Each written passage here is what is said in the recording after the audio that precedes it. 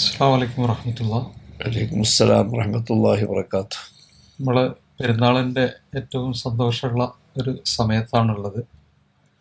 അപ്പോൾ കേരള ദുൽ മുജാഹിദീൻ മർക്കസുദ്ദഅവയുടെ പ്രസിഡന്റ് എന്ന നിലക്ക് ദീർഘകാലം പ്രസ്ഥാന രംഗത്ത് പ്രവർത്തിക്കുകയും പ്രബോധന പ്രവർത്തനത്തിൽ സജീവമായി മുന്നണി പോരാളി എന്ന നിലക്ക് തന്നെ വരികയും ചെയ്തിട്ടുള്ള ബഹുമാനായ പണ്ഡിതൻ CP ഉമർ സുല്ലമിയാണ് നമ്മുടെ കൂടെ ഉള്ളത്. ഉലയുടെ ബലിപെരുന്നാളിൻ്റെ പ്രത്യേകിച്ചും പെരുന്നാൾ ഓർമ്മകൾ, അത് കുടുംബം എന്ന നിലക്കുള്ള പെരുന്നാൾ ഓർമ്മകൾ ഇപ്പോൾ എങ്ങനെയാണ്? ഓർമ്മയുണ്ടോ? പഴയ പറഞ്ഞാൽ മുജാഹിദ് പ്രസ്ഥാനത്തിലേക്ക് വരുന്നതിന് മുമ്പ് വരെയുള്ള പെരുന്നാൾ ഓർമ്മകൾ, കുടുംബത്തിലുള്ള പെരുന്നാൾ ഓർമ്മകൾ. പെരുന്നാൾ വരുമ്പോൾ അന്ന് ഒരു വലിയൊരു സന്തോഷമാണ്. കാരണം അന്നത്തെ കാലത്ത് പെരുന്നാൾക്കെന്ന് പറഞ്ഞാൽ മാസം കണ്ടാൽ രാത്രി ഇങ്ങനെ ഞങ്ങൾ തക്ബീർ ചൊല്ലിയിട്ട് റോട്ടിൽ കൂടെ നടക്കലാണ്. കുട്ടികളിങ്ങനെ ചെറുപ്പത്തിൽ തക്ബീർ ചൊല്ലിയൊക്കെ നടക്കും. കുറേ നല്ല നാട്ടുണ്ട്. അതാണ് ചെറുപ്പശ്ശേരത്ത് പെങ്ങാട്ടിൽ നെല്ലായാണല്ലോ. അവിടെ നിന്ന് ഇങ്ങനെ പെങ്ങാട്ടിൽ നിന്ന് അങ്ങനെ നെല്ലായ വഴിക്ക് ഇങ്ങനെ തക്ബീർ ചൊല്ലി ഞങ്ങൾ കുട്ടികളൊന്നായിട്ട് ഇങ്ങനെ പോകും. അങ്ങനെയാണ് അന്നത്തെ സ്വഭാവം. അത് പഠിക്കണ കാലമാണ്. അപ്പോൾ ആ സമയത്ത് വലിയ സന്തോഷമാണ്. പിന്നെ അത് കഴിഞ്ഞ് ഞാൻ ദർസിലൊക്കെ പോയി അങ്ങനെയൊക്കെ ആ ദർസിൽ കൂടെയൊക്കെ പഠിച്ചു. അങ്ങനെ വന്നിരുന്നു. അങ്ങനെ വന്നതിന് ശേഷം പിന്നീട് അങ്ങനെ പഠിച്ചിട്ടാണ് ഞാൻ അറബി കോളേജിലേക്ക് മാറിയത്. അപ്പോഴാണ് അരീക്കോട് സുല്ലമിൽ വരണത്. അതെ, ദർസെന്ന് 3-4 ദർസിൽ പോയി മാറിയിട്ടാണ് അവസാനം അറബി കോളേജ് സുല്ലം ഇസ്ലാമിലേക്ക് വന്നത്. അവിടെ 5 കൊല്ലം പഠിച്ചു. അവിടെ വരുമ്പോൾ മുജാഹിദ് ആദർശത്തിൽ തന്നെയാണോ അതോ? അവിടെ വരുമ്പോൾ ശരിയായ മുജാഹിദായിട്ടില്ല. എന്നാലും ചില കാര്യങ്ങളൊക്കെ ഈ ഫിഖഹിൻ്റെ അടിസ്ഥാനത്തിലുള്ള തന്നെ മുജാഹിദാവാതെ ഫിഖഹെന്ന് തെറ്റിയ ചില കാര്യങ്ങളൊക്കെ തന്നെ ഇങ്ങനെ കാണുമ്പോൾ ഉസ്താദിനോട് ചോദിക്കും. ആ ഉസ്താദ് ഞങ്ങളൊക്കെ അതൊക്കെ അതിന് കണ്ടതിന് ഇതായി പറയും. ഉദാഹരണമായിട്ട് ചാവളക്കാട് കളപ്പുറം പള്ളിയിൽ ഉദിയാളപ്പുറം പള്ളിയിൽ ഓതുന്ന കാലത്ത് അവിടെ വലിയൊരു യാറുണ്ട്. യാർത്തിങ്ങനെ കൊട്ടും പാചയായിട്ട് ഇങ്ങനെ വരും.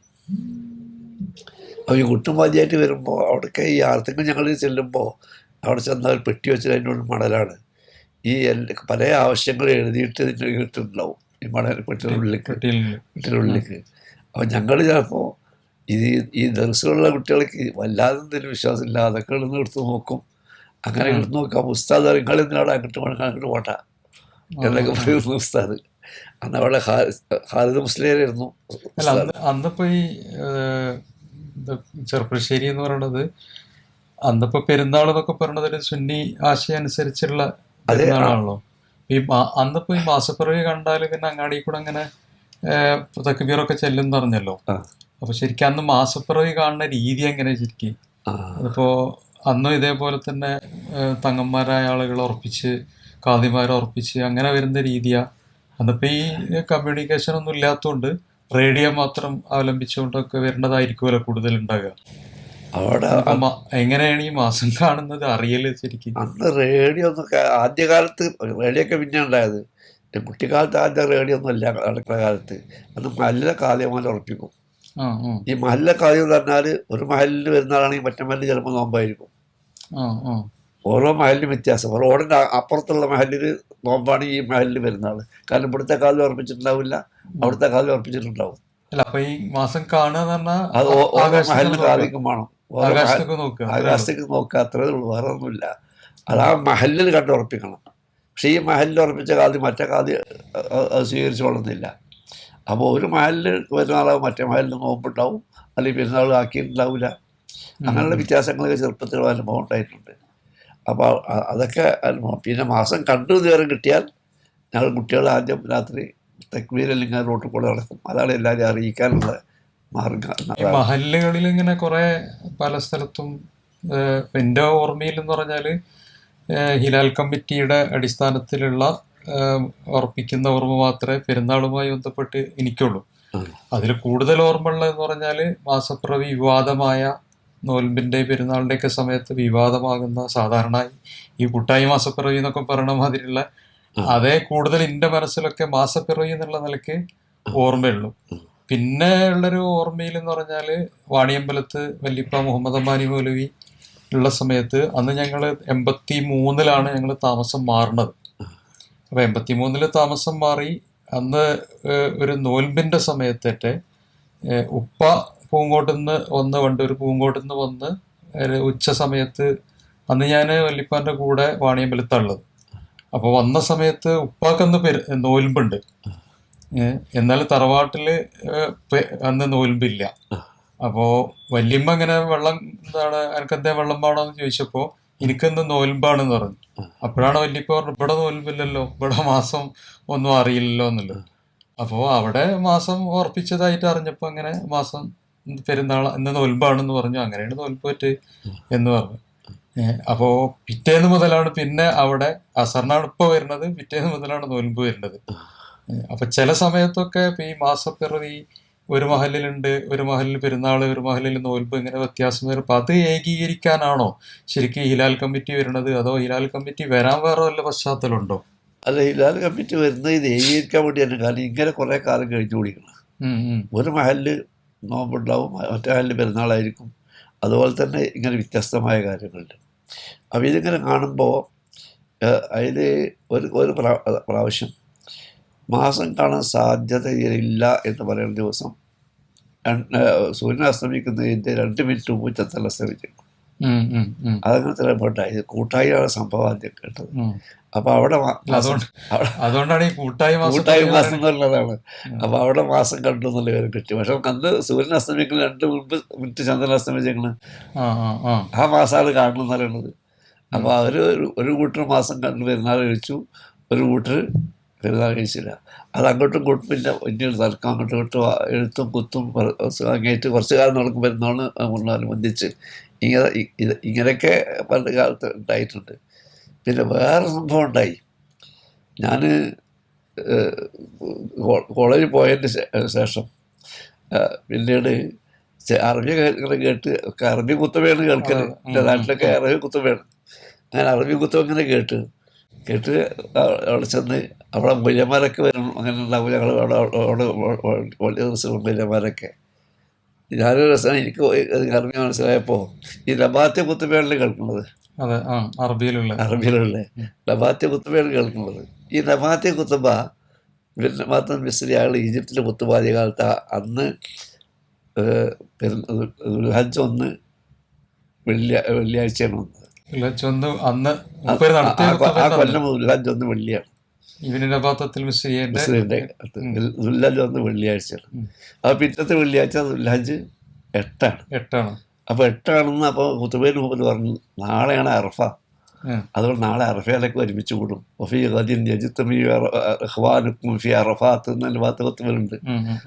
നാളെയാണ് അറഫ, അതുകൊണ്ട് നാളെ നമ്മളെ സഹോദരന്മാരൊക്കെ അറഫയിൽ ഒരുമിച്ച് കൂടും എന്ന് തന്നെ ഖുതുബയിൽ പറഞ്ഞിട്ടുണ്ട്.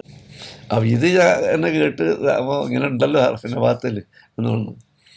അപ്പോൾ ഞാൻ പിന്നെ ആ കൊല്ലത്തെ അറഫ വെള്ളിയാഴ്ചയല്ല.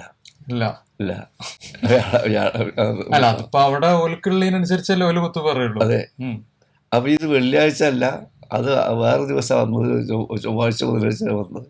അപ്പോൾ അത് വരുമ്പോൾ അവിടെ വെള്ളിയാഴ്ച പിന്നെ 8 നാളെ 9 എന്ന് പറയാൻ പറ്റില്ലല്ലോ. അപ്പോൾ പെരുന്നാൾ കഴിഞ്ഞിട്ടാണ് പിന്നെ ഈ കുത്തുബ രണ്ടാം കുത്തുബ ഓതുന്നത്. പെരുന്നാൾ കഴിഞ്ഞിട്ട് പിറ്റേ ദിവസമാണ് 2ാം കുത്തുബ ഓതുന്നത്. അപ്പോൾ പെരുന്നാൾ തലേ ദിവസം പെരുന്നാളാണ്, പിറ്റത്തെ ദിവസമാണ് ഈ കുത്തുബ. നാളെയാണ് അറഫ എന്നുള്ളത്, അറഫയിൽ ഒരുമിച്ച് കൂടും എന്നൊക്കെ പറഞ്ഞ് ഓതുന്നത്. അത് കഴിഞ്ഞപ്പോൾ അവിടെ ഈ ഉറുദികാരം ജുമാ കഴിഞ്ഞിട്ട് പ്രസംഗമുണ്ട്. ആ വെള്ളിയാഴ്ച ജുമാ കഴിഞ്ഞിട്ട് ഇങ്ങനെ പ്രസംഗിക്കാം. അന്ന് ഈ കക്ഷി എറിഞ്ഞിട്ടൊന്നുമില്ല. ഞാൻ സുലൂല പഠിപ്പിക്കുന്ന എനിക്ക് അവിടുത്തെ മഹലുകളിലൊക്കെ പ്രസംഗിച്ചാലും ബെങ്ങാട്ടിൽ അവിടെ 3 മഹല്. ഞാൻ ചെമ്മൻകുഴി എന്നൊരു മഹലുണ്ട്, അവിടെ എൻ്റെ വാപ്പാൻ്റെ വീടുള്ള അവിടെ. പിന്നെ പേങ്ങാട്ടിൻ്റെ മഹലുണ്ട്, നെല്ലായൊരു മഹലുണ്ട്. ഞാനൊരു കുട്ടികൾ ഈ 3 മഹലിലൊക്കെ പോയി പ്രസംഗിക്കും. പൈസ വാങ്ങലില്ല. ഒരിക്കലും പൈസ പിരിച്ചു കൊടുക്കുക തന്നപ്പോൾ ഞാൻ പൈസക്കല്ല പ്രസംഗിച്ചു, ഞാൻ അങ്ങനെ പ്രസംഗിക്കണം എന്നൊക്കെ പറഞ്ഞിരുന്നു. അപ്പം ഈ ഇങ്ങനെ പെരുന്നാൾ വന്നപ്പോൾ പെരുന്നാൾ 2ാം പെരുന്നാൾക്കാണ് ഈ നബാത്ത് റഹ്മാൻ കുമ്പി അറഫാത്ത് എന്നിങ്ങനെ പറഞ്ഞപ്പോൾ ആ ജുമാ കഴിഞ്ഞിട്ട് ഞാനവിടെ നിന്ന് പ്രസംഗിക്കാൻ, എനിക്ക് പ്രസംഗിക്കാൻ അവസരം, ഞാൻ പ്രസംഗിക്കാൻ നിന്നു. എല്ലാവരും ഇങ്ങനെ കേട്ടു. ഇങ്ങനെ ഞാൻ പറഞ്ഞു, നമ്മൾ പെരുന്നാൾ ശരിയായിട്ടില്ല, പെരുന്നാൾ ശരിയായിട്ടില്ല. കാരണം ഖത്തീബ് പ്രഖ്യാപിച്ചിട്ട് നാളെയാണ് അറഫ, മറ്റന്നാളെ പെരുന്നാൾ. അപ്പം അതുകൊണ്ട് ഞാൻ പറഞ്ഞു, ഖത്തീബ് മെമ്പറിന്ന് ഔദ്യോഗികമായി പ്രഖ്യാപിച്ചിരിക്കുന്നു, നാളെയാണ് അറഫ, നാളെയാണ് നമ്മൾ അറഫയിൽ നമ്മളെ സഹോദരന്മാരൊക്കെ ഒരുമിച്ച് കൂടും എന്നാണ്. ഫി ഖദിൻ യജ്തമിഉ ഫി അറഫാത്ത് എന്ന് പറഞ്ഞു. അറഫ നോൽമ്പ് പറ്റിയാണ് ഈ പറയണത്. അല്ല, പെരുന്നാൾ കഴിഞ്ഞിട്ട് രണ്ടാം പെരുന്നാക്കാണ്, രണ്ടാം പെരുന്നാക്കാ പറയുന്നത്, നാളെ അറഫാന്ന് പറയുന്നത്. ഇത് കഴിഞ്ഞ് ശരിയായില്ല എന്ന് പറഞ്ഞ് എല്ലാവരും വലിയമാർക്ക് ചിലർ കേൾക്കാറുണ്ട്, എല്ലാവരും മുഖത്ത് നോക്കാന്നല്ല, ആരും ഒന്നും മുട്ടുന്നില്ല. കാരണം ഞാൻ പറഞ്ഞ പെരുന്നാൾ കഴിച്ച് ശരിയായിട്ടില്ല, നാളെ അറഫാന്ന് നമ്മളെ ഖത്തീബ് മെമ്പർമെന്ന് വിളിച്ചു പറയുന്നുണ്ട്, അത് നാളെ അറഫയാണ് വിളിച്ചു കൊടുക്കുന്നത്, പിന്നെ ഞങ്ങൾ പെരുന്നാൾ ശരിയാകണത് എന്ന് പറഞ്ഞു. അപ്പം അങ്ങനെയുള്ള അനുഭവങ്ങളൊക്കെ ഈ എന്താണ് നമ്മളെ ഈ ഹിലാൽ കമ്മിറ്റിക്ക് ശേഷം പിന്നീട് ശരിക്കും ഈദ്ഗാഹുകള് വളരെ പഴയത്, മുമ്പ് കാലങ്ങളിലൊക്കെ ശരിക്കും പള്ളിയിൽ വെച്ചിട്ട് തന്നെയല്ലേ പെരുന്നാൾ നിസ്കാരം നടക്കണത് കൂടുതലും. അതെ. പിന്നെ ഈദ്ഗാഹിലേക്ക് വരുന്ന സമയത്ത് അന്ന് ഹിലാൽ കമ്മിറ്റി നിലവിലുള്ളതാ അതോ കുറെ മുമ്പ് തന്നെ ഈദ്ഗാഹ് ഉണ്ടോ? ശരിക്കും ആദ്യത്തെ ഈദ്ഗാഹ് എന്ന് പറയുന്നത് അങ്ങനെ എന്തെങ്കിലും ഈദ്ഗാഹ് മുജാഹിദീങ്ങളുടെ ഇടയിൽ വന്നിട്ടുണ്ട്, നേരത്തെ തന്നെ ഉണ്ട്. പക്ഷെ അവിടെ ഞാൻ അന്ന് എൻ്റെ അടുത്തുള്ള പള്ളി നിസ്കാരപ്പള്ളിയാണ്. നിസ്കാരപ്പള്ളിയിൽ സാധാരണ ജുമാ ഉണ്ടാവാറില്ല. പക്ഷെ എന്നാലും കാരണന്മാരൊക്കെ പെരുന്നാൾക്ക് അവിടെ നിന്ന് കൂടുക. അപ്പൊ ഞാൻ പെരുന്നാൾ കൂടിയാണ്, ഞാൻ മലയാളത്തിൽ പ്രസംഗിച്ചു, അതുപോലെ ഇഷ്ടമാണ്. കാരണം ഈ കക്ഷി തീർന്നിട്ടൊന്നുമില്ല, ഞാനാണ് മലയാളത്തിലാണ് പ്രസംഗിച്ചു തുടങ്ങി പെരുന്നാളിനെ പറ്റിയിട്ട്. തെക്കുപിറകെ ചെല്ലിയാൽ അതൊരു ഇഷ്ടമാണ്. അങ്ങനെ ഒന്നായിട്ട് ഞങ്ങൾ അങ്ങനെ ഒരു കാലഘട്ടം ഉണ്ടായിരുന്നു. മൗലവി ശരിക്കും എന്താണ് പെരുന്നാൾ ഹുത്തുബ ആദ്യം പറഞ്ഞത് ഈ വേങ്ങാട്ടിരി അല്ലെങ്കിൽ ചെറുപ്പശ്ശേരി ഭാഗത്തൊക്കെ ഇങ്ങനെ ഉറുദി എന്നുള്ളക്കോ അല്ലെങ്കിൽ പ്രസംഗം എന്നുള്ളവർക്കോ ആണല്ലോ പറയണത്. ഒരു പെരുന്നാൾ ഹുത്തുബ എന്നുള്ള നിലക്ക് ആദ്യമായിട്ട് എവിടെ നിന്നാണെന്ന് ശരിക്കും ഓർമ്മ ഉണ്ടോ? ഈ നിസ്കാര പള്ളി തന്നെ ഞാൻ പെരുന്നാൾ ഹുത്തുബ അവിടെ ജുമയല്ല, അപ്പൊ അവരൊക്കെ നെല്ലായക്കോ അല്ലെങ്കിൽ പട്ടിശ്ശേരിക്കോ ജുമയൊക്കെ വേണം. അപ്പൊ ഞാൻ പറഞ്ഞു, നമുക്ക് ഇവിടെ പെരുന്നാൾ ഹുത്തുബ നടത്താം എന്ന് പറഞ്ഞ് ഞാൻ അവിടെ പെരുന്നാൾ ഹുത്തുബ നടത്തി. അപ്പൊ ഞാൻ മലയാളത്തിൽ പ്രസംഗിക്കും, ആമുഖമൊക്കെ അറബിയിൽ പറഞ്ഞിട്ട് ഹംദും സ്വലാത്തും ആയത്തൊക്കെ അറബിയിൽ ഓതിയിട്ട് പെരുന്നാളിനെ പറ്റി കുറച്ചാണ് പ്രസംഗിക്കും. അപ്പൊ അത് ഒരിക്കലും പ്രശ്നമൊന്നും അന്ന് കക്ഷിത്വമൊന്നും വന്നിട്ടില്ല. അങ്ങനെ അതുകൊണ്ട് ഓരോ കേട്ട് പോരും. എന്നിട്ട് പാട്ടും പാടിയിട്ട് ഓരോ കളിക്കാനും മറ്റും കുട്ടികളിൽ കളിക്കാൻ പോകും. അന്ന് കളിയൊക്കെ ഈ തലമാന്ന് പറഞ്ഞ തലം വേറുന്ന ഒരു കളിയുണ്ട്, പന്ത് കളി. പിന്നെ ആട്ടക്കുളം വെക്കലുണ്ട്, കളം പിടിച്ചിട്ട് അങ്ങോട്ടും ഇങ്ങോട്ടും അടിച്ച് പിടിച്ച്. പെരുന്നാക്ക് മാത്രമല്ലതോ അതോ അത് ഏത് ഉത്സവം? പെരുന്നാക്കും ഉണ്ടാവും, ഓണത്തിനും ഉണ്ടാവും. ഓണത്തിന് എല്ലാവരും അങ്ങോട്ടും ഇങ്ങോട്ടും കൂടും. നമ്മളെ സൗഹാർദ്ദങ്ങളൊക്കെ അന്നുണ്ടായിരുന്നു ഞങ്ങൾ പഠിക്കുന്ന കാലത്ത്. അപ്പൊ അങ്ങനെയാണ് ഉണ്ടായിരുന്നത്. പിന്നീടാണ് ചെമ്മാട് എന്നല്ലോ ശരിക്കും പഴയ കാലത്ത് കുറെ ഖത്തീബായിട്ടൊക്കെ ഉള്ളത്. അപ്പോ ചെമ്മാട് പെരുന്നാൾ ഹുത്തുബന്റെ അനുഭവങ്ങള് അവിടെ ഈദ്ഗാഹ് തന്നെയാണോ അതോ ആദ്യം തന്നെ പള്ളിയിൽ ആയിരുന്നോ മൗലവി വരുന്ന സമയത്ത്? അല്ല, ഞാൻ വരുന്ന സമയത്ത് ചെമ്മാട് അവിടെ പള്ളി തുടങ്ങുന്ന കാലത്ത് ഞാനൊരു അവിടെ ഹോസ്പിറ്റലിൽ ഏർലി നഴ്സിംഗ് ഹോമില് അന്ന് എൻ്റെ ഒരു ഭാര്യ പ്രസവത്തിൽ ചെന്നത്. ആ പ്രസവം കുറച്ച് പ്രശ്നമായിരുന്നു, 2 മാസം അവിടെ നിൽക്കേണ്ടി വന്നു. അന്ന് അബോക് ഡോക്ടർ ആരിഫ് ഡോക്ടറിന് അവിടുത്തെ ഡോക്ടർ, അബോക് ഡോക്ടർ ഗവൺമെൻറ് ഡോക്ടറായിട്ട് അവിടെ ഉണ്ട്. അപ്പോൾ അവിടെയൊക്കെ നിൽക്കുന്ന കാലത്ത് ഇങ്ങനെ നിന്നിട്ടാണ് അവിടെ ചെമ്മാടായിട്ട് പരിചയപ്പെട്ടത്. അപ്പോൾ അവിടെ ഒരു പള്ളി വേണമെന്നുള്ള ഒരു അഭിപ്രായം ഉണ്ടായിരുന്നു. അപ്പോൾ മലബാരി അരീക്കൻ എന്ന് പറഞ്ഞിട്ട് തിരങ്ങാട് നിന്ന് ഒരു വിവാഹം കഴിച്ചിരുന്നു. ജിദ്ദയിലാണ് താമസം, വലിയ വിസ ഒക്കെയാണ്. അങ്ങനെ മൂപ്പര് വന്നപ്പോൾ പള്ളിക്ക് സ്ഥലം വാങ്ങാൻ അന്ന് കുറച്ച് പൈസയൊക്കെ കൊടുത്തു, സ്ഥലം വാങ്ങി മൂപ്പര് പള്ളി തുടങ്ങിയപ്പോൾ പള്ളിക്ക് തറക്കല്ലിട്ടപ്പോൾ തന്നെ അവിടെ ഷെഡിൽ ഓരോ ഷെഡ് കണ്ടിട്ട് അവിടെ ജുമായം തുടങ്ങി. അപ്പോൾ വലിയൊരു പള്ളിയിലാണ് തുടങ്ങുന്നത്. അതിലവർ എന്നെ ഖത്തീബാക്കി വെച്ചു. തുടക്കം മുതലേ അവിടെ തന്നെയാണ്. അപ്പോൾ അല്ല, അതിന് മുമ്പ് ഞാൻ വേറെ സ്ഥലത്ത് ഖത്തീബ് നടത്തിയിരുന്നു, അല്ലാതെ ഔദ്യോഗികമായിട്ട് ഖത്തീബായിട്ട് ഇല്ല. ഇവിടെ ഖത്തീബായി കുറച്ച് കൊല്ലങ്ങളോളം പിന്നെ അവിടെ തന്നെയായിരുന്നു. കൊഴിപ്പുറത്ത് ഇല്ല, അവിടെ പെരുന്നാളും കൊഴിപ്പുറത്ത് ഖത്തീബായിരുന്നില്ല ശരിക്കും? ഇല്ല, കുഴിപ്പുറത്ത് അന്ന് ജുമാ തുടങ്ങിയിട്ടില്ല. കുഴിപ്പുറത്ത് ഞാൻ അവിടെ സ്കൂളിൽ 64 അവിടെ സ്കൂളിൽ അപ്പോയിന്റ് ചെയ്തിട്ടുണ്ട്, ഗവൺമെന്റ് സ്കൂളിൽ. അവിടെ അന്ന് ഞാൻ വേങ്ങര താമസിച്ചിട്ടാണ് കുളിപ്പുറത്തേക്ക് പോരുക. അതെ. കടന്നിട്ട് കടവ് കടന്നിട്ട് കടന്ന് പോകണം. അപ്പം ഈ പിന്നീട് താമസിക്കാനുള്ള സൗകര്യം ചെയ്ത് അവിടെയൊക്കെ സൗകര്യം തുടങ്ങി. അങ്ങനെ ഇരിക്കുമ്പോൾ അവിടെ ഒരു ദിവസം ഈ വായനശാല നടക്കുന്നുണ്ട്. അപ്പം അതിൽ മസാലയിൽ മുസ്ലിം സംഘം എന്ന് പറഞ്ഞിട്ട് ഒരു സംഘമുണ്ട് അവിടെ. മദ്രസയൊക്കെ നടത്താണ് അതൊക്കെയാണ്. അവരെന്നോട് നിങ്ങളിതിൽ മെമ്പറാവണമെന്ന് ആദ്യം എന്നോട് എത്തിയ വയസ്സംഖ്യ ചോദിക്കും. വയസ്സംഖ്യ അന്ന് 25 വയസ്സൊക്കെയാണ്, 50 വയസ്സ്. കാരണം ആകെ 79 റുപ്യ ശമ്പളം, ആകെ മാസത്തെ ശമ്പളം 79 റുപ്യാണ്. അപ്പോൾ സംഭാവന കൊടുക്കും. അങ്ങനെ ഈ വായനശാല ഈ മസാലി മുസ്ലിം സംഘത്തിൽ മെമ്പറാവനോട് പറഞ്ഞു. ഞാൻ പറഞ്ഞു ഞാനൊരു മെമ്പറാണെങ്കിൽ വരിസംഖ്യ തരാം. അല്ല, ഞങ്ങൾക്ക് തീരുമാനമുണ്ട്, എവിടെ മെമ്പർക്ക് ആക്കാൻ ഞങ്ങൾ തീരുമാനിക്കുന്നത്. ഇതൊക്കെ നിങ്ങൾ ഏതായാലും ഞങ്ങൾക്ക് എന്തെങ്കിലും തരുന്നതാണ്, ഞങ്ങൾക്ക് മെമ്പർഷിപ്പ് എടുത്തുകൂടെ? ആയിക്കോട്ടെ എന്ന് പറഞ്ഞു. എന്നാൽ മെമ്പർഷിപ്പ് എടുത്തിക്കോളെന്ന് പറഞ്ഞു. പക്ഷെ മെമ്പർഷിപ്പ് ആ കൊല്ലത്തിന് പിന്നീട് ജനറൽ ബോഡി വിളിച്ചു. അവിടെ കുറച്ച് മാഷന്മാരൊക്കെ ഉള്ള സ്ഥലമാണ് കുഴിപ്പുറത്ത്. അവിടെ നിന്നൊക്കെ പഠിച്ച കുറച്ച് മാഷന്മാരുണ്ട്. പിന്നെ തിരുരങ്ങാടി എത്തിങ്ങാനെ പഠിച്ചിട്ട് അവർ പുറത്ത് വന്ന അവർ ചില അങ്ങനത്തെ. അപ്പോൾ ഈ കമ്മിറ്റി ഒരാൾ നേരെ മെമ്പറാക്കി ചേർത്തത്. പിന്നെ 2 വാക്കവികളാണ്, പ്രസിഡന്റും വൈസ് പ്രസിഡന്റും. ഒന്ന് വാക്കവി, വൈസ് പ്രസിഡന്റ് വാക്കവിയാണ്. അപ്പോൾ ഇതിൻ്റെ ഇടയിൽ ഇങ്ങനെ ഞാൻ വന്നപ്പോൾ നമ്മുടെ മസാലഹിൽ മുസ്ലിമിൻ്റെ നല്ല പ്രവർത്തനമാണ്. പക്ഷേ നമുക്ക് മസ്ലഹത്തിന് ഏറ്റവും വേണ്ടത് ഖുർആൻ അതിൻ്റെ അർത്ഥസഹിതം പഠിക്കലാണ്. അതുകൊണ്ട് അതാണ് നമുക്ക് മുസ്ലിങ്ങൾക്ക് മസ്ലഹത്തിന് ഏറ്റവും വേണ്ടത്. അതുകൊണ്ട് നമുക്ക് ഈ മസാലി മുസ്ലിമിൻ്റെ സംഘത്തിൽ ഒരു ഖുർആൻ ക്ലാസ് തുടങ്ങാം. നമുക്ക് അങ്ങനെ ഖുർആൻ ക്ലാസ് തുടങ്ങാനൊരു തീരുമാനം കമ്മിറ്റി എടുക്കുക എന്ന് പറഞ്ഞു. ആ കമ്മിറ്റി എടുക്കാമെന്ന് പറഞ്ഞപ്പോൾ അങ്ങനെ ആലോചിച്ച് പ്രസിഡന്റും വൈസ് പ്രസിഡന്റും ഒന്നും മുട്ടിട്ടില്ല. ബാക്കിയുള്ള മാഷന്മാർ വരൊക്കെ ആയിക്കോട്ടെ എന്ന് പറഞ്ഞു. അപ്പോൾ ഞാൻ പറഞ്ഞു അങ്ങനെയാണെങ്കിൽ ക്ലാസ് നടത്താമെന്നുള്ളത് ഏകണ്ഠമായി തീരുമാനിച്ചു. നമ്മൾ അതിന് എഴുതി രേഖപ്പെടുത്തണം പറഞ്ഞു. അങ്ങനെ ആ യോഗം കഴിഞ്ഞു. പക്ഷെ ആ കമ്മിറ്റിൻ്റെ ഭരണഘടന ഉണ്ടായിരുന്നു, വർക്കിംഗ് കമ്മിറ്റി എന്തെങ്കിലും തീരുമാനിച്ചാൽ 6 മാസത്തിനുള്ളിൽ ജനറൽ നടപ്പിലാക്കണം. അത് തീരുമാനമായിട്ട് പിന്നെ നടപ്പിലാക്കിയിരുന്നില്ല. കുറേ ഇങ്ങനെ കഴിഞ്ഞപ്പോൾ നമ്മൾ പറഞ്ഞു നമ്മൾ നടപ്പിലാക്കുക എന്ന് പറഞ്ഞു. അപ്പോൾ നടപ്പിലാക്കുക ഖുർആൻ ക്ലാസ് എന്താണെന്ന് അവിടുത്തെ അന്നത്തെ മുസ്ലിംമാർക്ക് അറിയില്ല. അപ്പോഴാണ് നമ്മളൊരു വായനശാല തുടങ്ങി അവിടെ. സീസ മെമ്മോറിയൽ വായനശാല അതാണ് പേര്. അപ്പോൾ അതിൻ്റെ കീഴിൽ അതിൽ വാടക കെട്ടിടത്തിൻ്റെ മുകളിലാണ് നിന്നത്. അതിൽ ഖുർആൻ ക്ലാസ് തുടങ്ങുക എന്ന് വെച്ചു. ഞാൻ തന്നെ ഖുർആൻ ക്ലാസ് തുടങ്ങി.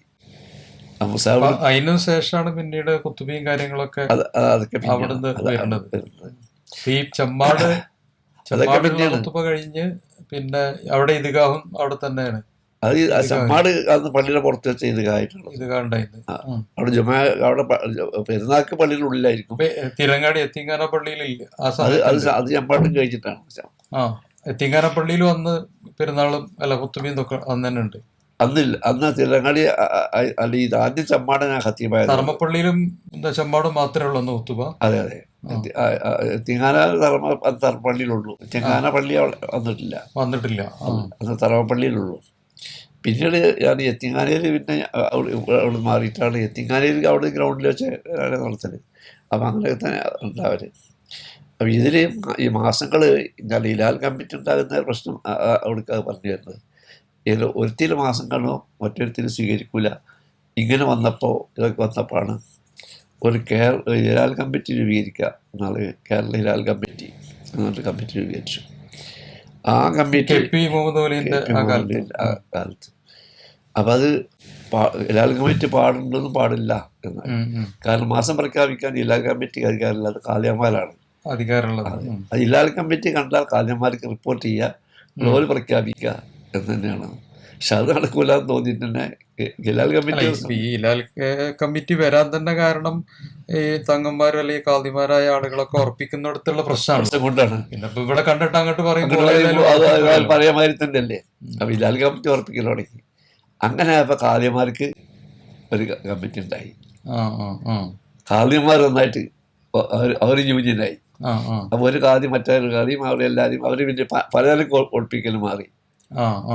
ഓരോ സ്ഥലത്ത് ഉറപ്പിക്കലും മാറി.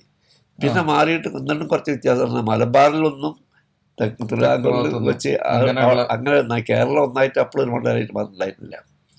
പിന്നെ ഹിലാൽ കമ്മിറ്റിൻ്റെ പ്രവർത്തനം നമ്മൾ ശക്തിയായപ്പോൾ കേരള ഹിലാൽ കമ്മിറ്റി ശക്തിയാകുന്നപ്പോൾ കാദ്യന്മാർ ഒന്നായിട്ട് കേരള അടിസ്ഥാനത്തിലായി. അപ്പോൾ പിന്നെ കേരളത്തിൽ ഇപ്പോൾ ഒരേ മത്തലയാണ്. പണ്ടൊക്കെ മത്തല ഓരോ മഹലിലിരുന്നു. ഇപ്പം കേരളത്തിൽ ഒന്നായിട്ട് ഒരു മത്തലായി മാറി. അങ്ങനെ ഒരു സന്തോഷം മന്തകൾ ഇപ്പോൾ. ഇപ്പം യഥാർത്ഥത്തിൽ ഈ കേരള ഹിലാൽ കമ്മിറ്റി ഒന്ന് വികസിപ്പിക്കൽ വേണ്ടതാണെന്ന് എനിക്ക് തോന്നുന്നത്. അതൊരു ഇന്ത്യൻ ഹിലാൽ കമ്മിറ്റി ആയാൽ ചിലപ്പോൾ ഇന്ത്യയിൽ ഒന്നായിട്ട് ഒരു ദിവസം പെരുന്നാൾ പോകുമ്പോൾ കൈക്കൊള്ളും. അത് കഴിഞ്ഞ് ലോക ഹിലാൽ കമ്മിറ്റി വരണം, അവിടേക്ക് വരണം. കാരണം നമുക്ക് ഇപ്പൊ നമ്മള് ഈ പെരുന്നാള് ഇപ്പൊ പറഞ്ഞാൽ വലിയ പെരുന്നാളായതുകൊണ്ട് അല്ലെങ്കിൽ ബലിപെരുന്നാളായതുകൊണ്ട് ഉളുഹിയ്യത്ത് അതേപോലുള്ള സംഗതികളൊക്കെ നടക്കുന്ന ഒരു പ്രധാനപ്പെട്ട ഒരു സമയം കൂടിയാണല്ലോ. ശരിക്ക് ഇങ്ങനെ രണ്ടത്താണിയിൽ മർഹൂം സെയ്ദ് മൗലവിയൊക്കെ ഉള്ള കാലത്ത് തന്നെ വളരെ സംഘടിതമായി ഉളുഹിയ്യത്ത് പ്രവർത്തനങ്ങളൊക്കെ വളരെ വിപുലമായി നടന്നിരുന്നു എന്ന് കേൾക്കാം.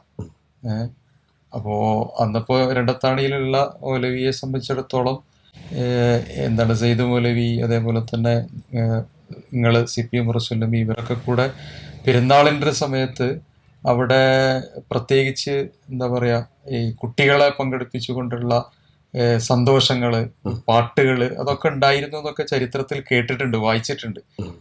അങ്ങനെ എന്താണ് ഇതിനെ പറ്റിയുള്ള ഓർമ്മകൾ? സെയ്ദ് മൗലവി നല്ലൊരു എന്താണ് കവിത എഴുതുന്ന പാട്ട് എഴുതുന്ന ഒരാളും കൂടിയാണല്ലോ, ഒരു കലാകാരനും കൂടിയാണ്. അപ്പൊ ഞാന് ഇവിടെ വന്നതിന് ശേഷം സെയ്ദ് മൗലവിയെ പരിചയപ്പെട്ടത് കുഴിപ്പുറത്ത് തന്നെയാണ്.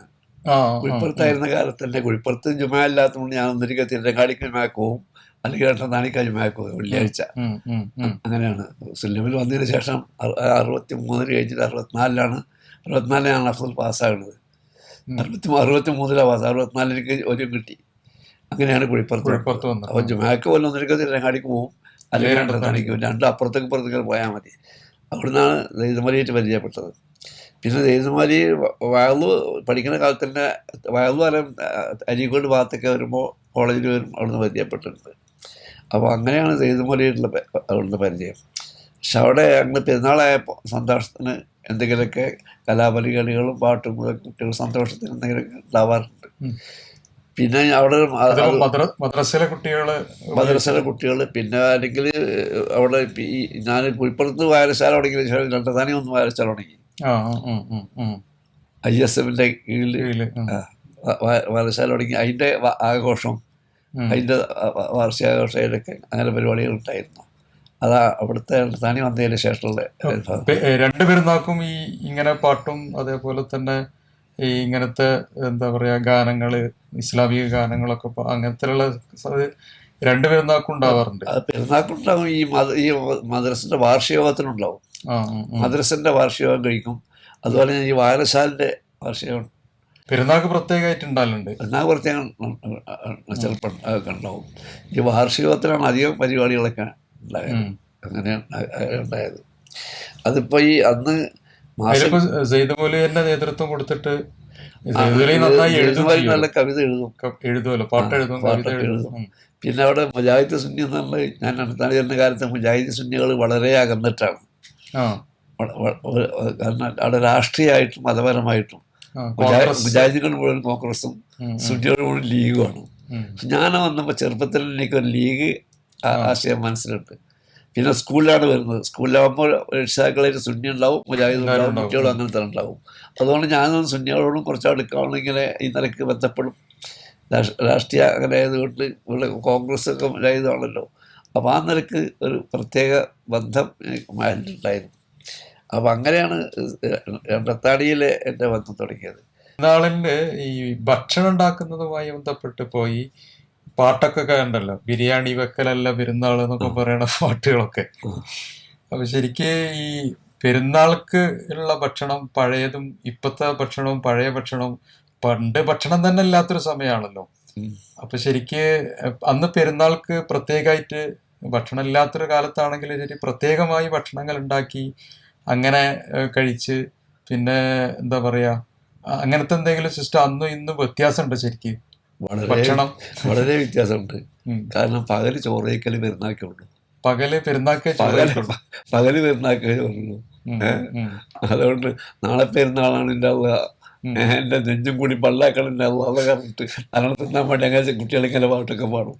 കാരണം അതുപോലെ പെരുന്നാക്കൾക്ക് ഭക്ഷണം നല്ല സുഖമായിട്ടുള്ള പപ്പടം പൊരിച്ചിട്ട് വലിയ പപ്പടമൊക്കെ പൊരിച്ചിട്ടുണ്ടെങ്കിൽ പെരുന്നാക്കേ ഉണ്ടാവുള്ളൂ. അല്ല കുട്ടികൾ നമ്മൾ പറയും സ്കൂളിൽ നിന്ന് കണ്ട അല്ലോടെ ഇന്ന് പെരുന്നാളുണ്ടോ നാളെ പെരുന്നാളുണ്ടോ എന്ന് ചോദിക്കും. എന്നാണ് അന്ന് ഉച്ചക്ക് ചോറ് വെച്ചേക്കണോന്നാണ് ചോദിക്കണത്.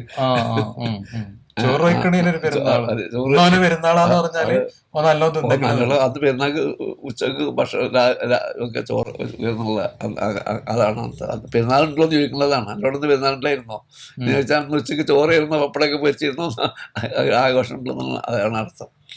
ഞാൻ പറഞ്ഞു വരുന്നത് അതല്ല, ഈ കാലം ഇങ്ങനെ മാറി ഫലം കിട്ടാൻ വേണ്ടത്. അപ്പോൾ ഏതായിരുന്നാലും ഇപ്പോൾ മൗലവി വളരെ ഇസ്ലാഹി പ്രസ്ഥാനത്തിൻ്റെ ചരിത്രത്തിലൊക്കെ വളരെ ദീർഘമായ കാലം പ്രബോധന രംഗത്തും അതേപോലെ തന്നെ നേതൃപരമായ രംഗത്തുമൊക്കെ സുത്യർഹമായ സേവനം ചെയ്തുകൊണ്ടിരിക്കുന്ന വ്യക്തിയാണ്. കേരളത്തിലെ മുസ്ലിം നവോത്ഥാന പ്രസ്ഥാനം എന്ന നിലയ്ക്ക് മുജാഹിദ് പ്രസ്ഥാനത്തിൻ്റെ പ്രവർത്തനങ്ങൾ തീർച്ചയായും എല്ലാ ആളുകളും വളരെ സൗഹാർദ്ദപരമായി വീക്ഷിക്കുകയും മനസ്സിലാക്കുകയും സഹിഷ്ണുതയോടുകൂടി ഉൾക്കൊള്ളുകയും ഒക്കെ ചെയ്യുന്ന ഒരു സാഹചര്യമാണ് ഉള്ളത്.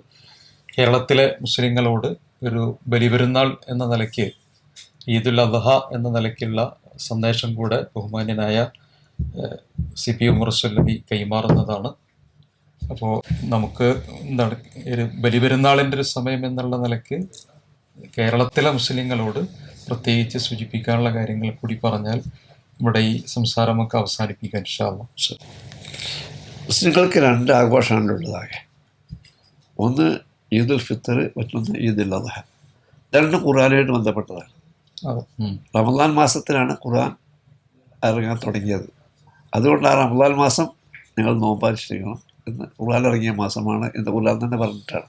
അപ്പോൾ അത് റമദാൻ മാസമായി ബന്ധപ്പെട്ടതാണ്. അതേപ്രകാരം ഖുർആൻ്റെ ഇസ്ലാമിൻ്റെ പരിപൂർണത പ്രഖ്യാപിച്ചു. അല്യൗമാക്കമൽത്തുലക്കും എന്ന് പറയുന്നത് അറഫ പ്രഖ്യാപിച്ചു. അത് അതിന് പ്രത്യേക ആഘോഷം ഉണ്ടെങ്കിൽ നമുക്ക് അതും ഒരാഘോഷത്തിലാണ്. പിന്നെ ഇതിന് പിന്നെ ബലി പ്രത്യേകമുണ്ട്.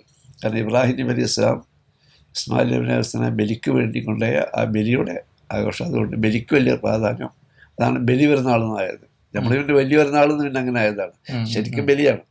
ആ ബലിയാഘോഷം കൂടിയിട്ട് അതുകൊണ്ട് ബലി പെരുന്നാളായത്. അപ്പോൾ അത് ഒക്കെ സന്തോഷത്തിൻ്റെയും അതിനൊക്കെ എല്ലാവരും ഇത് ബലി പെരുന്നാളിൻ്റെ മാംസം മറ്റുള്ളവർക്ക് കൊടുക്കാൻ പാടില്ല, മറ്റു മതക്കാർക്ക് കൊടുക്കാൻ പാടില്ല എന്നൊക്കെ ചില അഭിപ്രായത്തിൽ പറയാറുണ്ട്. അതില്ല, അള്ളാഹ്ക്ക് വേണ്ടി അർത്ഥം അള്ളാഹിൻ്റെ അടിമകൾക്കൊക്കെ കൊടുക്കാം. എന്നാൽ അള്ളാഹു അല്ലാത്തവർക്ക് വേണ്ടി അർത്ഥമാണെങ്കിലോ അള്ളാഹിനെ മാത്രം അടിമകൾക്ക് അത് കിട്ടാനും പാടില്ല. അള്ളാഹുവിന് വേണ്ടി അർത്ഥമാണെങ്കിൽ ലോകത്തുള്ളവർക്ക് അള്ളാഹിൻ്റെ അടിമകളാണ്. കാരുണ്യവാനായ അള്ളാഹുവിൻ്റെ അടിമകളാണ്, എല്ലാവർക്കും അത് കൊടുക്കാം.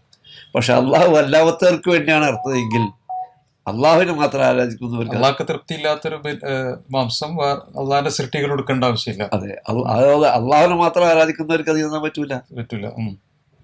അള്ളാഹു അല്ലാത്തവർക്ക് വേണ്ടി അർത്ഥം അള്ളാഹുവിനെ മാത്രം ആരാധിക്കുന്നവർക്ക് അത് നിർത്താൻ പറ്റൂല, അത് ഹറാമാണ്. അപ്പോൾ ആ പെരുന്നാളിന് വലിയൊരു പുണ്യമുള്ളതാണ്. അത് നമ്മൾക്ക് മറ്റുള്ളവർക്ക് കൊടുക്കാൻ പാടില്ല എന്ന് വിശ്വാസം ഉണ്ടായിരുന്നു. അപ്പോൾ അതൊക്കെ പോയിക്കണം. ഇപ്പം അതൊക്കെ നീങ്ങി കേരളീയ സാഹചര്യത്തിൽ അതൊക്കെ മാറിയിരുന്നു. ഇപ്പോൾ നമ്മുടെ മുസ്ലിം സമൂഹത്തോട് പറയേണ്ട ഒരു സന്ദേശം ബലിപെരുന്നാൾ എന്നുള്ള നിലയ്ക്ക് എന്താണെന്നുള്ളത് നമ്മൾ പെരുന്നാളും ശരിക്കും സമാധാനവും സന്തോഷകരമായൊരു ജീവിതം. ജാതി മതം നോക്കാതെ എല്ലാവരും സമാധാനമായ ഒരു ജീവിതം, അതാണ് നമുക്ക് വേണ്ടത്. അമ്നുണ്ടായിരിക്കണം. ഹറമിൻ്റെ സ്ഥലത്ത് അവിടെ നിന്നാണല്ലോ പോട്ടം. അതാണ് മൻ ദഖലഹു കാന ആമിന. ഹറമിൽ പ്രവേശിച്ചാൽ നിർഭയരാണ്. ഇബ്രാഹിം നബിയുടെ പ്രാർത്ഥനയും ആമിന എന്ന് പറഞ്ഞതാണ്. പക്ഷേ ഈ ആമിന എന്ന് പറഞ്ഞ വണ്ടി ഞങ്ങളുടെ അറബി രസമുണ്ട്. ഈ ആമിന എന്ന് പറയുമ്പോൾ അറബി കുത്തുപാടത്തുന്ന കാലത്ത് ഞാൻ എൻ്റെ അനുഭവം ഉണ്ടായിരിക്കുന്നത്. ഇത് മൻ ദഖലഹു കാന ആമിന എന്ന് പറഞ്ഞപ്പോൾ സദസ്സിലുള്ളവർക്ക് റളിയല്ലാഹു അൻഹു എന്ന് പറഞ്ഞു. ഉത്തരകടത്ത പോയി എന്നെ നോക്കുകയാണ്. ഞാൻ ചിരിക്കും, മൂപ്പര് ചിരിക്കുകയാണ്. കാരണം ആമിന എന്നാണ് നിർഭയമായി ഇവിടെ ആമിന വീടിൻ്റെ പേരാന്ന് വിചാരിച്ചിട്ട് റളിയല്ലാഹു അൻഹു ചെല്ലുന്നത്. അതാണ് നമ്മളെ പോയത്തൊക്കെ നമ്മളെ സ്ഥിതി. അപ്പം അങ്ങനെയൊക്കെ പഴയ കാലത്ത് രസം. അപ്പം ഇതൊക്കെ അത് ഏതായാലും നമുക്ക് ശാന്തിയും സമാധാനത്തിൻ്റെയും ഒരു ദിവസം, സന്തോഷത്തിൻ്റെ ദിവസമാണ് പെരുന്നാൾ. അന്ന് നല്ല വസ്ത്രങ്ങൾ എടുത്ത് പെരുന്നാളാഘോഷത്തിന് പോകും, നല്ല ഭക്ഷണം കഴിക്കും. അതിൽ അങ്ങോട്ടും ഇങ്ങോട്ടും എല്ലാം സ്ത്രീകളൊക്കെ പണ്ട് കാലത്ത് പെരുന്നാൾക്കൊക്കെ മുസ്ലിം ഭക്ഷണമായിട്ട് മുസ്ലിങ്ങളുടെ പ്രത്യേകിച്ചും താഴ്ന്ന തൊഴിലിരുന്ന ആളുകൾ അവരൊക്കെ പാത്രമായിട്ട് വരും ചോറിന് വേണ്ടിയിട്ട് വീട്ടിലേക്ക്. ഈ പെരുന്നാൾ ചോറ് വെച്ച് അവർക്കും കൊടുക്കും, അവർക്ക് സന്തോഷത്തിന്. പപ്പടമൊക്കെ കിട്ടി അവർക്ക് വലിയ സന്തോഷമാണ്. അത് വരും. അത് എല്ലാ നിലക്കും ഒരു സന്തോഷത്തിന്റെ ഒരു സമയമാണ്. ഒന്ന് പെരുന്നാൾ എന്നുള്ള നിലക്ക് ഒരു ആഘോഷത്തിന്റെ ഒരു അവസ്ഥ ഈ സമയത്തുണ്ട്. അതോടൊപ്പം തന്നെ 2-3 ദിവസം കഴിഞ്ഞാൽ പുതിയ അധ്യയന വർഷം, വിദ്യാലയം തുറക്കുകയാണ്. കുട്ടികളൊക്കെ പഠിക്കാനും മദ്രസകളിൽ സ്കൂളിലേക്ക് പോകുന്ന, അറിവ് നേടാനുള്ള പുതിയൊരു സന്തോഷത്തിന്റെ അവസ്ഥയാണ്. അതോടൊപ്പം തന്നെ കേരളത്തിൽ വളരെ ഒരു പുതിയ സർക്കാർ വന്നു. പരസ്പരം സ്നേഹത്തിൻ്റെയും സൗഹൃദത്തിൻ്റെയും ഒക്കെ അന്തരീക്ഷങ്ങൾ വളരെ സജീവമായി നിലനിർത്തിക്കൊണ്ടു പോകുന്നതിൽ പങ്കുവഹിക്കുന്ന ഒരു പുതിയ സർക്കാർ, ശ്രീ വി.ഡി. സതീശൻ സാറുടെ നേതൃത്വത്തിൽ പുതിയ സർക്കാരുകൾ വന്നു. അപ്പം എല്ലാ നിലക്കും ഒരു സന്തോഷത്തിൻ്റെ ഒരവസ്ഥ യഥാർത്ഥത്തിൽ കേരളത്തിലെ എല്ലാ ജനങ്ങൾക്കും ഉണ്ട്. ആ സന്തോഷത്തിൽ പെരുന്നാളിൽ പങ്കെടുക്കുന്ന മുസ്ലിങ്ങളുടെ ഈ എല്ലാ നിലക്കുമുള്ള സന്തോഷവും സമാധാനവും സഹിഷ്ണുതയും കേരളീയ ജനതയ്ക്ക് വേണ്ടി ഒരു സന്ദേശം എന്ന നിലയ്ക്ക് കൈമാറുകയാണ്. കേരളത്തിൻ്റെ തനത് പാരമ്പര്യവും അതിൻ്റെ സൗഹൃദത്തിൻ്റെ പൈതൃകവും ഒക്കെ നിലനിർത്തിക്കൊണ്ട് പരസ്പരം തോളോട് തോളുരുമ്മി മുസ്ലിങ്ങളും അമുസ്ലിങ്ങളും അല്ലെങ്കിൽ മതമുള്ളവനും മതമില്ലാത്തവനും എന്ന ഒരു തരത്തിലുള്ള വ്യത്യാസവും ഇല്ലാതെ മതേതരത്വം നിലനിർന്ന് കാണുന്നതിന് വേണ്ടി സർവാത്മന നമ്മൾ അധ്വാനിക്കുക.